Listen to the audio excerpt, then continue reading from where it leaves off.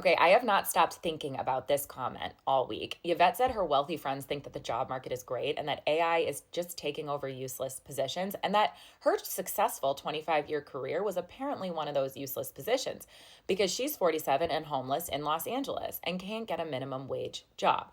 She went from six figures to that. And her friends think that the market is fine because they're not willing to admit that both of these things are happening at the same time in the same economy, in the same country, probably in the same zip code, okay? And the system counts on that juxtaposition. The system is hoping that you pick a side with this, right? Like, either her friends are out of touch or Yvette is an outlier and the market is fine. Because the moment that you pick a side, you stop looking at the system that created both. And I was talking to a Rise member this week who's coming up on her 4-year layoff anniversary.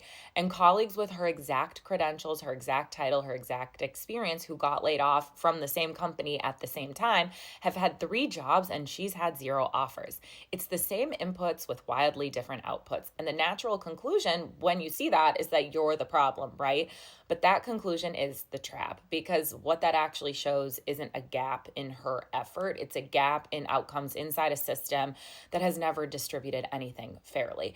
And the May jobs report dropped on Friday and it tells this exact same story, okay? 172,000 jobs were added. Revisions from March and April came in 93,000 jobs higher than reported. And that's genuinely good news and deserves to be named.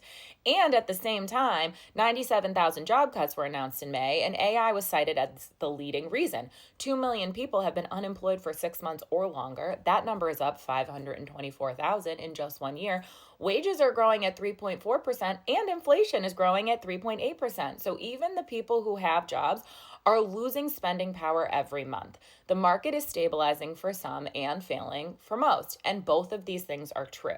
So if you're reading good headlines and still drowning, you're not imagining things. And if someone in your life is thriving, that doesn't mean that your experience isn't real.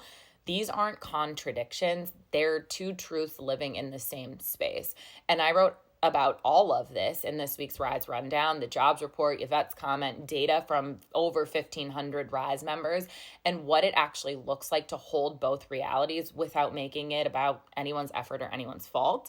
The link is in my bio, and if you're navigating this, you should come find us because Rise exists for exactly this moment.